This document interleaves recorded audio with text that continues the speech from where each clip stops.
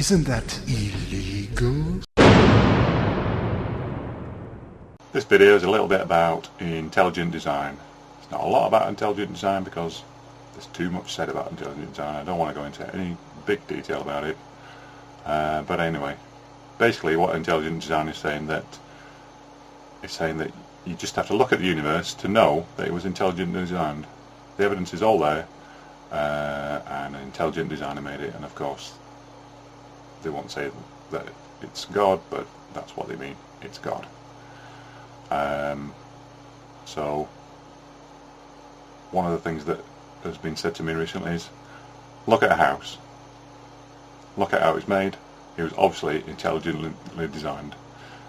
As it's a house, it was made by humans, but humans made it intelligently, designed it. But then they extrapolate that on a bigger scale, then they say, look at the universe. Surely that was intelligently designed as well. And what I'm going to do is, as I say, I'm not going to go into any kind of evolution versus intelligent design debate. I just want to talk a little about the phrase that I've just mentioned. The fact that you just have to look at something to know it's intelligently designed. Okay, got some props. Here is a house brick. Used for building houses, which I've just mentioned. It's man-made, obviously. It looks man-made. It's got a very bricky feel to it. Man-made.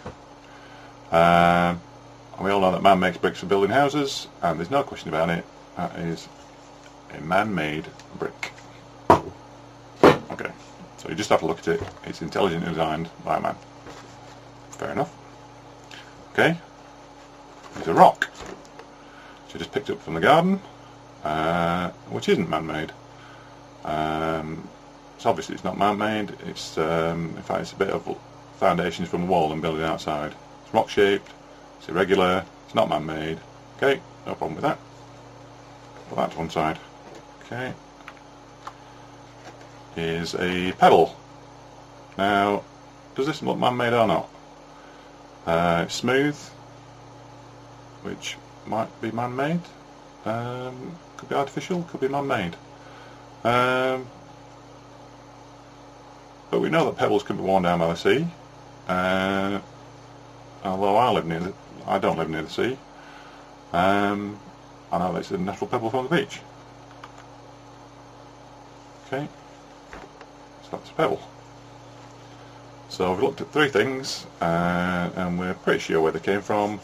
The brick, man-made. Rock was natural. Pebble was natural, although it was made smooth by the sea, so wasn't as rough as the rock. There is a problem with that. There's the rock again. This rock is not actually a rock. It is man-made. God didn't have anything to do with it.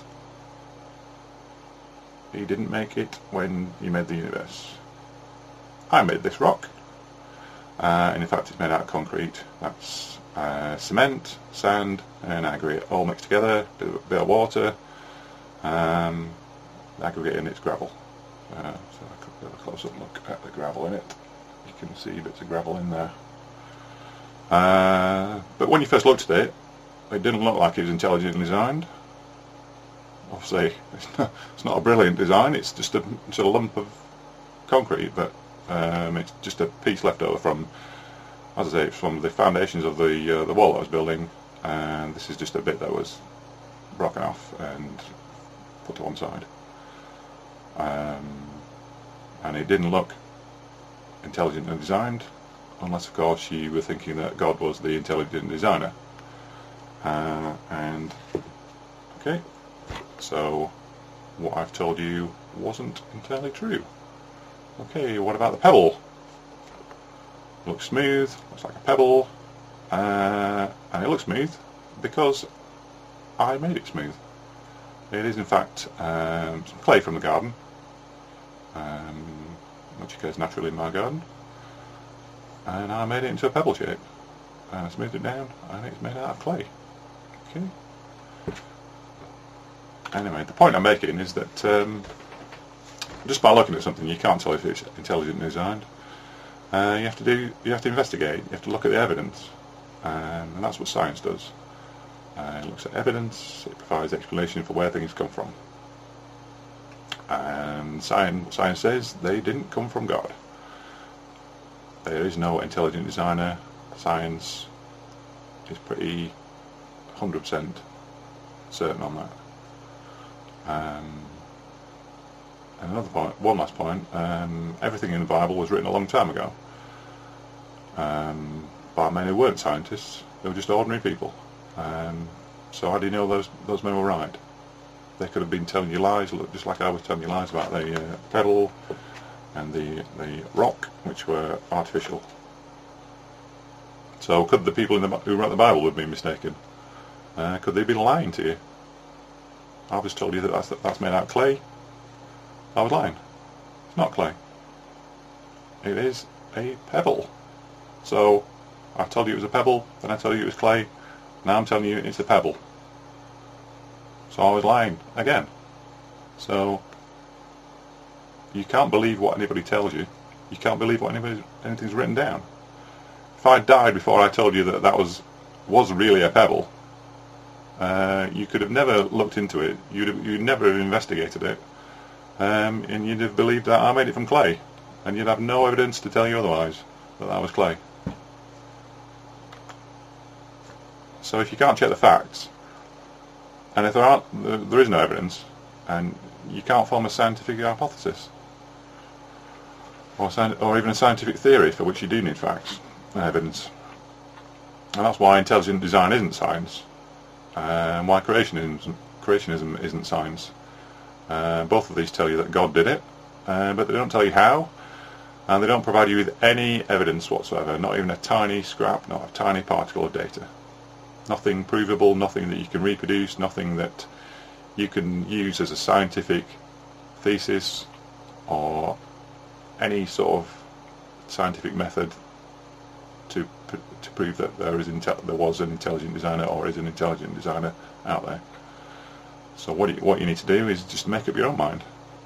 And meanwhile, you remember the pebble, which was clay, which wasn't clay, which was a pebble.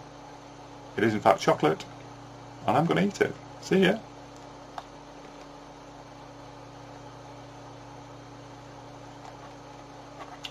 Or maybe I'm not.